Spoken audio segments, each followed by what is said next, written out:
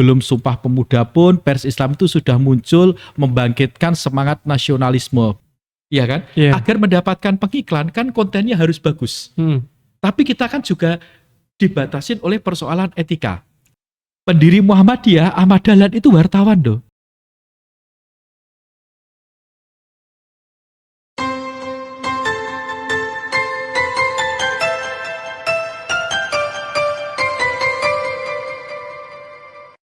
Assalamualaikum warahmatullahi wabarakatuh. Sahabat Orasi, berjumpa kembali bersama saya Fikri Madani di Orasi Podcast, obrolan seputar Islami. Tentunya sahabat Orasi dapat menyimak melalui kanal YouTube Orasi Podcast. Dan jangan lupa untuk like, komen, dan subscribe. Nah, sahabat Orasi, kita kedatangan tamu lagi nih tentunya dengan narasumber yang menarik. Ada siapa? Nah, ada beliau nih. Seorang dosen ilmu komunikasi di Universitas Muhammadiyah Yogyakarta dan seorang penulis di berbagai media. Ada siapa? Ayo kita kenalan sekarang juga. Assalamualaikum Mas Jun. Waalaikumsalam warahmatullahi wabarakatuh, Mas Fikri dan semua sahabat penonton setia, pendengar setia dari podcast Orasi yang sangat menarik ini. Baik, tetap semangat dan sehat selalu nih Mas Jun ya. Betul, 4 sehat 5 sempurna. Oke, ngomong-ngomong nih Mas Jun ya, kita bakal ngebahas apa nih Mas Jun? Menurut saya tema menarik saat ini adalah tentang bagaimana etika jurnalistik kemudian kita kontekstualisasi dengan nilai-nilai keislaman dalam penerapan etika jurnalistik di era disrupsi media yang sangat turbulensinya luar biasa ini. Luar biasa nih ya, di era zaman yang serba digital, tentunya kita berbagai informasi masuk nih ya, apalagi ke generasi milenial, generasi Z, tentunya udah campur aduk berbagai informasi yang kita serap. Tentunya kita harus bagaimana nih Mas Jun? Nah, menurut saya poin paling penting buat kita sekarang sebagai audiens, kalau kita bicara misalnya dalam perspektif teori komunikasi, itu ada namanya teori analisis resepsi. Resepsi itu kan bicara tentang bagaimana relasi encoding dan decoding. Bagaimana kita sebagai audiens meresepsi atau menerima pesan dari media. Ada 3 posisi. Yang pertama adalah hegemonik atau dominant reading, di mana audiens itu mengamini, mengiyakan, menyetujui apa adanya, menyetujui 100% katakanlah taken for granted dari apa yang ada di media. Teks yang ada di media apapun bentuknya, suara, visual, tulisan, gambar itu dimaknai dan diterima mentah-mentah misalnya. Itu disebut sebagai hegemonic reading. Nah, yang kedua adalah oppositional reading. Oppositional reading adalah posisi di mana audiens menolak keseluruhan dari isi pesan media. Yang terakhir adalah posisi di tengah-tengah, yaitu negotiated reading, di mana kita sebagai audiens tidak selalu mengiyakan semua dan tidak selalu menolak semuanya. Ada proses negosiasi di antara audiens dengan teks media. Nah, untuk mencapai ini kata kunci yang bisa dilakukan adalah literasi media, terutama dalam konteks jurnalistik. Oke, jadi emang ada beberapa audiens gitu ya Mas Jun ya. Ada yang menerima mentah-mentah tadi, kemudian ada yang benar-benar menolak banget gitu. Betul. Ya. Dan juga ada yang menyaring terlebih dahulu. Betul. Nah, untuk kondisi saat ini Mas Jun ya, untuk pers Islam sendiri gimana nih? Nah, ini menurut saya isu yang menarik ya kalau kita perhatikan pers Islam saat ini. Sebagai bagian dari jamaah Muhammadiyah, kita perlu bangga dan berbahagia. Kita punya artefak hidup pers Islam namanya Suara Muhammadiyah. Majalah Suara Muhammadiyah ini kan majalah Islam tertua yang masih terbit secara kontinu, secara berkelanjutan. Karena indikator disebut sebagai pers itu kan punya kontinuitas terbit. Apakah harian, mingguan, 2 mingguan, atau bulanan.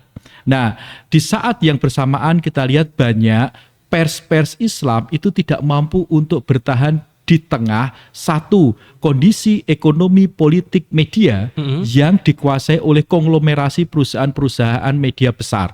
Kita bisa menggunakan analisisnya Vincent Musco dalam bukunya The Political Economy of Communication tentang integrasi vertikal maupun horizontal dari bisnis media. Yang kedua adalah pers Islam, media-media Islam itu dihadapkan pada kondisi disrupsi perubahan teknologi dari teknologi cetak analog menuju teknologi digital. Nah, perubahan ini terjadi bukan hanya pada cetak biru medianya, tapi perilaku audiensnya.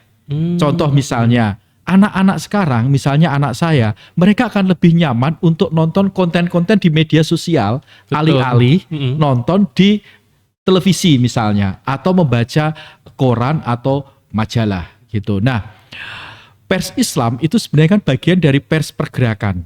Ya kan, betul. Di tahun awal-awal sebelum Sumpah Pemuda pun pers Islam itu sudah muncul membangkitkan semangat nasionalisme bareng sama pers-pers yang lain. Misalnya dulu di Solo itu ada majalah kemudian bermetamorfosis jadi tabloid namanya Adil, dikelola oleh orang-orang Muhammadiyah juga. Cukup terkenal. Kemudian salah satu yang cukup terkenal dulu misalnya adalah Panji Masyarakat. Media pers Islam yang cukup kuat, dan yang sekarang bertahan adalah Suara Muhammadiyah. Lainnya sudah tidak mampu bertahan lagi. Nah, ini kan menjadi bagian penting. Bahwasanya apa? Keberadaan pers Islam ini menunjukkan umat Islam itu sudah berusaha menjadi bagian penting dari pergerakan kebangsaan kita. Merajut nasionalisme kebangsaan melalui apa? Pers Islam. Oke. Jadi memang benar-benar Suara Muhammadiyah dari dulu hingga sekarang udah dan masih ya Mas ya, masih terbit berjalan. Itu jadi ya kita harus memberikan aplaus luar biasa pada Suara Muhammadiyah, ya kan, kepada warga Muhammadiyah masih konsisten untuk membaca majalah tersebut. Apalagi yang berlangganan nih Mas. Betul. Gitu. Dan kita lihat juga di beberapa pimpinan wilayah seperti di Jawa Timur itu teman-teman Jawa Timur juga menerbitkan majalah misalnya Matan yang di Jawa Timur. Nah, sekarang yang menarik di era digital kan bertransformasi menuju digital. Suara Muhammadiyah ada versi online, kemudian di berbagai pimpinan wilayah Muhammadiyah bahkan di daerah menerbitkan media-media online-nya. Kemudian anak-anak muda Muhammadiyah menerbitkan juga, misalnya ada di IB Times, Milenialis, Rahma ID dan sebagainya. Ini kan sebenarnya menunjukkan semangat luar biasa dari warga Muhammadiyah untuk mengembangkan dan mendiseminasi informasi melalui media. Oke. Lalu ketika kita udah punya medianya nih Mas Jun ya, gimana sih prinsipnya etika dalam jurnalistik Islam? Nah, ini poin yang menarik. Bagaimana mengimplementasikan value nilai-nilai keislaman dalam etika jurnalistik. Kita sekarang berhadapan dengan era di mana siapapun bisa membuat konten. Ya kan, tanpa perlu punya institusi media, dengan melalui media sosial. Media massa itu ada proses gatekeeping. Ya kan, sedangkan media sosial dibuat oleh seseorang yang dimiliki individu maksud saya, tanpa ada proses gatekeeping. Nah, lalu apa yang seharusnya dilakukan? Menurut saya adalah bagian terpenting dari etika jurnalistik itu adalah kita harus aware, sadar, dan menaati regulasi atau peraturan yang ada atau code of conduct yang ada. Satu misalnya, kode etik jurnalistik dari Dewan Pers. Itu jelas. Yang kedua adalah Undang-Undang Nomor 40 Tahun 99 tentang pers. Ya kan, menjadi penting untuk membaca konten-konten tersebut. Ya kan, kemudian kalau media-media siber kan ada lagi pedoman media siber. Ya kan, itu harus dikuasai. Jadi harapan saya jamaah Muhammadiyah ini di berbagai tingkatan itu semakin banyak membangun institusi-institusi media. Ya kan, tapi poin pentingnya adalah jangan lupakan untuk poin pertama, ketaatan pada prinsip jurnalistik. Misalnya yang pertama kita bisa merujuk kepada ketaatan pada regulasi yang ada tadi. Kemudian kita juga harus melakukan proses gatekeeping atas informasi yang ada.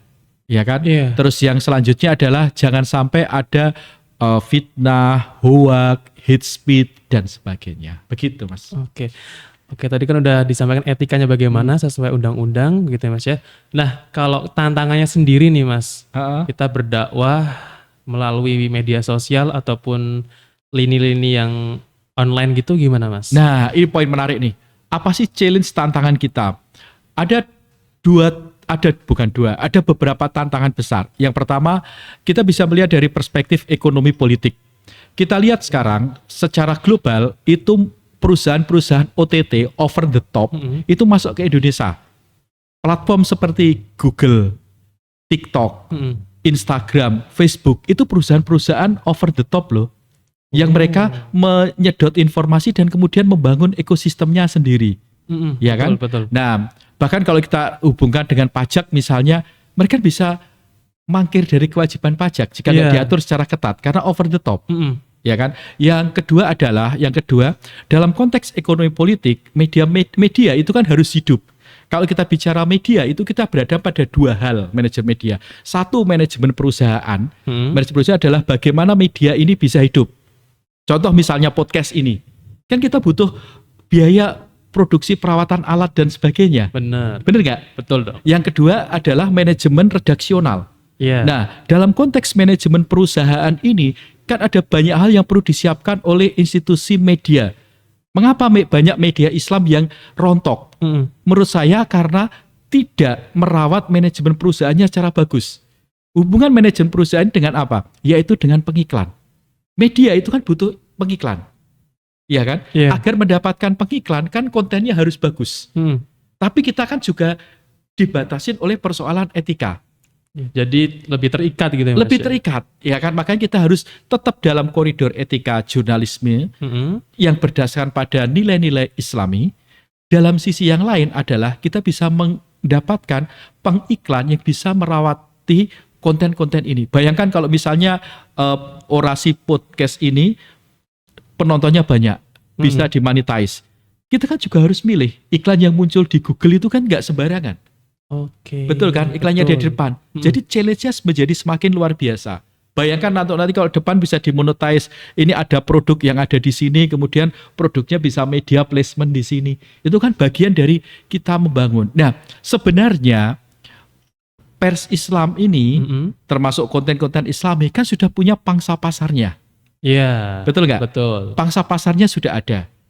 Menurut saya, maka menjadi penting untuk teori segmentasi, targeting, dan positioning itu diterapkan. Ya kan? Segmen apa yang mau dibidik. Maka kemudian akan penting bagaimana isinya itu disampaikan. Pilihan bahasanya, pilihan layout, dan sebagainya.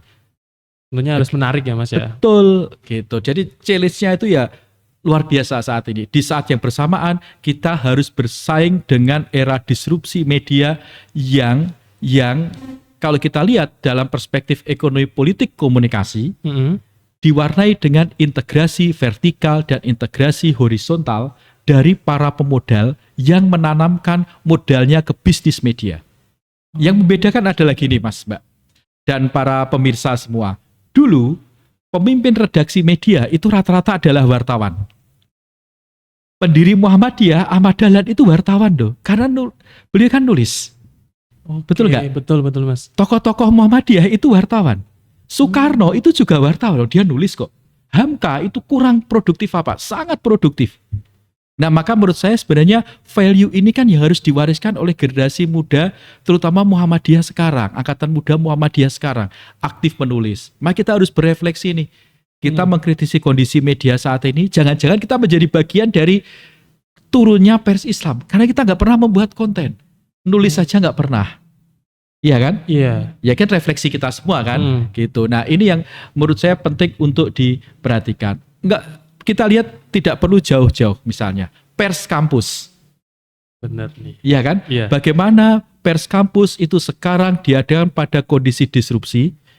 Fakta loh ya, misalnya di beberapa kampus saya ketemu dengan aktivis persa, mereka cerita, Mas Jun, kita cari kader sekarang susah karena sekarang anak-anak tuh, teman-teman maaf, itu lebih suka jadi konten kreator. Nah, justru kan mereka kita grab tuh jadi konten kreator, tapi muatannya itu menjadi sesuatu yang berisi. Begitu. Jadi di tengah tantangan ini munculnya podcast seperti Orasi Podcast itu adalah oase di gurun pasir. Benar Ya kan? sekali. Di saat podcast itu kebanyakan menjual isu sensasionalisme, bahkan isu-isu yang mistik, takhayul, bid'ah, khurafat itu sekarang kan mudah dicari di konten-konten Iya, YouTube. menarik soalnya Mas. Menarik, Iya, betul kan? Nah, benar. tugas kita adalah bagaimana kita mengemas konten kita lebih menarik dibanding mereka, tapi masih terikat pada etika. Percayalah, sesuatu yang dibuat secara sensasional itu umurnya nggak panjang. Saya mau cerita gini, bagi para penonton yang seumuran dengan kami, dengan saya, Ustadz Talkis, dan ustadz-ustadz yang lain, itu pasti aware. Dulu setelah reformasi di Indonesia, itu muncul kebangkitan tabloid-tabloid kuning. Istilahnya yellow journalism. Tabloid kuning itu tabloid yang menjual sensasionalisme. Dalam istilah jurnalistik disebut jurnalisme kuning. Itu tahun berapa itu Mas? Tahun dari 98 sampai 2005. Berarti Oke. sekarang udah nggak ada ya Mas ya? Sekarang hampir sudah nggak ada. Cetaknya loh ya. Waktu itu oplahnya luar biasa. Misalnya kalau edisi cetak itu ada namanya tabloid oposisi. Itu beritanya sangat bombastis dan bahasanya sangat kasar gitu. Apa yang terjadi? 2005 ke sini mati, Mas. Berhenti terbit. Mengapa? Penonton akhirnya jengah. Iya kan? Iya. Bosan. Iya kan? Mereka mah grafiknya langsung set, tapi setelah itu turunnya Turun. cepat. Nah, saya percaya konten-konten podcast yang menjual sensasionalisme, mohon maaf seksualitas juga, takhayul, itu ya umurnya pendek. Umurnya sekarang cepat set trafficnya, naik. tapi penontonnya akhirnya bosan. Ya Iya. disampaikan itu aja, orang nggak dapat insight sama sekali. Begitu. Oke, masih menarik nih ya sahabat orasi mengenai jurnalistik dan juga media sosial. Nah, kalau Mas Jun sendiri kan tadi saya katakan di awal itu sebagai dosen Prodi Ilkom UMY dan juga sebagai penulis di media sosial. Nah, seperti apa nih Mas tulisannya? Kalau saya nulis tentang sepak bola, misalnya saya nulis di Football Fandom, pernah Football Trap, pernah terus nulis artikel-artikel di Mojok juga pernah, kemudian di media cetak Jawa Pos, KR itu juga pernah. Nah, menurut saya poin pentingnya sekarang adalah mengapa kita menulis. Pepatah Yunani mengatakan verba volan scripta manen. Apa ini, Mas? Volan, verba sesuatu yang kita ucapkan, volan akan hilang. Scripta, manuskripta, tertulis, manen, permanen, abadi. Jadi apa yang kita ucapkan hanya lisan, oral culture itu akan cepat hilang. Tapi apa yang kita tulis itu akan abadi. Mengapa saya selalu mendorong teman-teman mahasiswa, yuk menulis. Menulis artikel, menulis esai, menulis artikel jurnal, selain artikel populer juga ya. Itu kan bagian dari kita membangun kapasitas diri. Gitu. Jadi lebih fokus ke sepak bola nih Mas? Sebenarnya nggak aja sepak bola sih, kondisi sosial juga, cuman passion saya di sepak bola. Lebih menarik juga ya sepak bola di era sekarang nih. Iya, dan jangan lupakan loh, kampus kita UMY ini kan ada gedung Dasron Hamid Research Center. Almarhum Pak Dasron kan dulu rektor di UMY. Oke. Bapaknya Pak Dasron, Pak Abdul Hamid itu bendahara PSSI pertama. Jadi Baru tahu sejarah nih, Mas. sepak bola Indonesia itu tidak bisa dilepaskan dari sejarah Muhammadiyah. Begitu. Mengapa saya interest dengan sepak bola? Oke, masih menarik nih ya sahabat orasi bersama Mas Jun selaku dosen Ilkom UMY dan juga selaku penulis di media sosial. Nah, kalau Mas Jun sendiri nih Mas ya, ketika menulis itu ada rasa bosan nggak sih Mas? Alhamdulillah nggak ada sampai sekarang. Karena emang konsisten menulis dari sejak kapan nih Mas? Sejak kuliah S1. Saya S1 sudah nulis di jurnal, sudah nulis artikel di berbagai media lokal dan di pers mahasiswa. Udah berapa tahun nih Mas? Berarti dari tahun 98. Aduh, Berapa udah ya? lama ya. 25 tahun ya mungkin ya. Nah, ketika Mas Jun menulis nih Mas ya, itu gimana sih penggunaan bahasa? Apalagi kan dari dulu ya Mas ya, dari ketika zaman S1 dan sekarang jadi dosen, itu tentunya bahasa-bahasanya kan berbeda. Itu gimana Mas? Kalau saya sih, hal paling penting adalah kita selalu update ya dengan gaya bahasa yang sedang berkembang saat ini. Dan kita banyak kosakata baru di era digital. Misalnya podcast tuh diterjemahkan jadi siniar dan sebagainya. Itu kan kita butuh untuk selalu update. Nah, terus sekarang misalnya di era digital tuh setahu saya tulisan tuh kan gaya kalimatnya pendek-pendek. Nah, saya ngikutin Iya. gaya-gaya seperti itu, tidak lagi menggunakan anak kalimat. Kalau dulu kan suka menggunakan anak kalimat. Tapi poin pentingnya buat teman-teman mahasiswa loh ya, jangan pernah menilai tulisan Anda, tulisan kita saat S1 dengan tulisan ketika teman-teman sudah S2 atau S3 atau sudah lulus. Kan semua proses. Iya. Saya misalnya ketika baca tulisan saya ketika S1, ya saya senyum-senyum gitu, wah tulisan dulu seperti ini ya, itu kan proses. Orang naik sepeda juga pernah jatuh kok. Jadi ada ceritanya Mas ya. Betul, betul. Makanya sering saya dorong pada teman-teman mahasiswa, yuk nulis gitu. Sekarang kan platform mudah. Saya beberapa artikel yang saya tulis itu saya tulis pakai HP, Mas. Oh. Serius. Oke. Saya nulisnya pakai HP. Bener-bener HP ini. Mana HP? Oh, tapi kalau zaman dulu sih gimana Mas? Dulu. Nah, ini nulis pakai HP bisa saya. Kalau dulu nulis, bayangkan. Saya kuliah di tahun 98 ketika komputer itu masih mahal. Oke. Mahal ya? Pakai apa nih Mas? Rental komputer. Yang generasi sekarang mungkin nggak membayangkan dulu tuh ada rental komputer. Yang sejam itu misalnya 1.000 perak waktu itu. Nah sekarang kan teknologi ada. Iya, Kalau kita nggak buat karya kan sayang. Jadi memang udah dipermudah ya sekarang Mas ya. Betul. Dengan berbagai teknologi semuanya tinggal kita aja nih mau Betul. apa enggaknya. Nah terakhir nih Mas Jun, gimana sih cara kita nih ya sebagai anak muda, apalagi seorang mahasiswa, cara-cara agar kita ini apa ya sebagai jurnalis terhindar dari bias dan memastikan informasi ini tetap akurat. Oke. Poin pentingnya menurut saya adalah jurnalisme itu menyangkut pada hard skill dan soft skill. Hard skill adalah kemampuan kita menulis secara bagus. Misalnya kalau berita straight news ya kita memahami tentang piramida terbalik, kita memahami tentang cara melakukan citasi, cara melakukan parafrase, 5W1H, kemudian nilai berita dan sebagainya. Sedangkan pada soft skill adalah bagaimana kemampuan kita untuk menguasai dan menerapkan etika dalam peliputan pemberitaan. Ya kan? Peliputan maupun penulisan. Jadi meliput pun itu kan butuh etika. Benar. Ya kan? Misalnya jangan sampai kita kemudian mengganggu privasi orang. Misalnya yang lain, selain yang saya sebutkan tadi, Undang-Undang Undang-Undang Pers nomor 40 tahun 99 Kode Etik Jurnalistik, ada lain misalnya. Kalau kita di jurnalisme penyiaran, ada lagi Undang-Undang Penyiaran nomor 32 tahun 2002. Ada lagi Pedoman Perilaku Penyiaran Standar Program Siaran. Oke, di situ disebutkan misalnya dalam peliputan bencana tidak boleh melahirkan kesan traumatik. Iya. Ya kan, wawancara ke anak pun juga demikian. Bayangkan kalau kita sedang nonton TV, masih ada loh jurnalis itu tanya dengan keluarga korban itu bagaimana perasaan bapak, bagaimana perasaan ibu. Ya kan, ini kan berkaitan dengan skill. Iya. Jadi sebenarnya mengapa kemudian media-media mainstream ini ditinggalkan? Jangan-jangan karena memang kontennya yang semakin tidak berkualitas dan orang kemudian berlari kepada media-media alternatif. Apa itu media alternatif? Podcast. Karena orang merasa mendapatkan insight baru yang lebih mencerahkan, lebih menjunjung etika gitu. Jadi percayalah podcast orasi ini grafiknya akan naik meskipun pelan-pelan dan konsisten. Asal apa? Kita punya konten yang itu dibutuhkan oleh audiens. Kalau dalam komunikasi kan ada namanya uses and gratification. Kita tahu tentang motif kebutuhan dari audiens terhadap podcast kita. Ya kan? Oh, audiens kita butuh ini loh. Kan sebenarnya kelihatan ini. Ya kan? Misalnya dari view, dari komen atau dari survei yang kita sebarkan. Kan menjadi insight baru bagi audiens kita.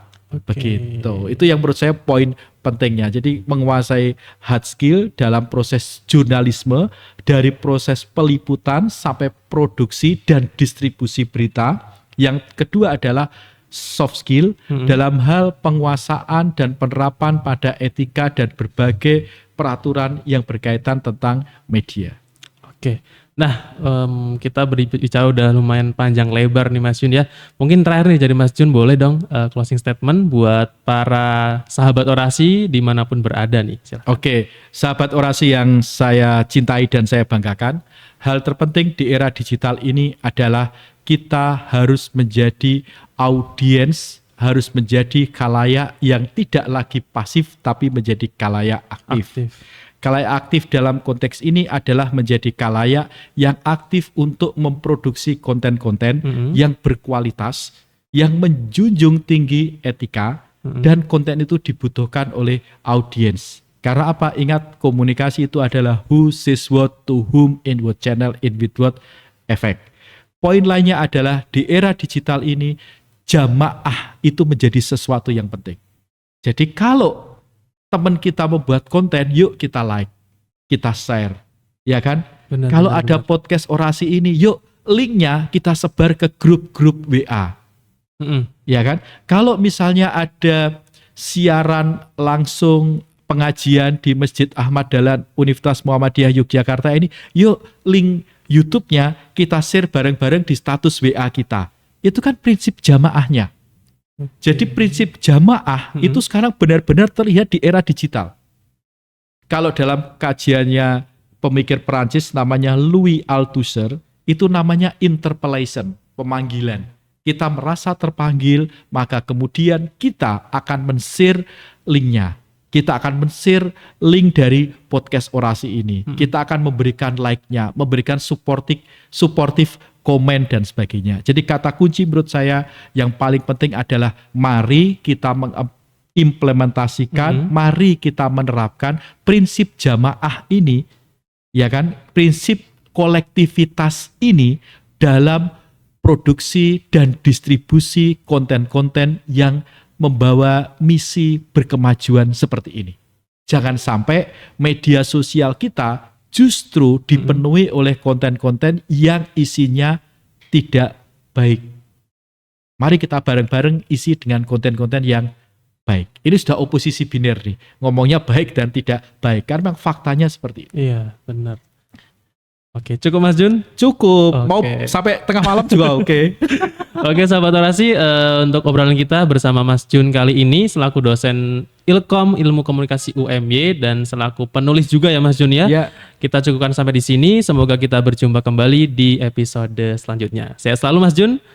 Baik, Amin. Terima kasih sahabat orasi. Jangan lupa like, komen, dan subscribe channel YouTube Orasi Podcast, obrolan seputar Islami. Dan sampai jumpa. Wassalamualaikum warahmatullahi wabarakatuh.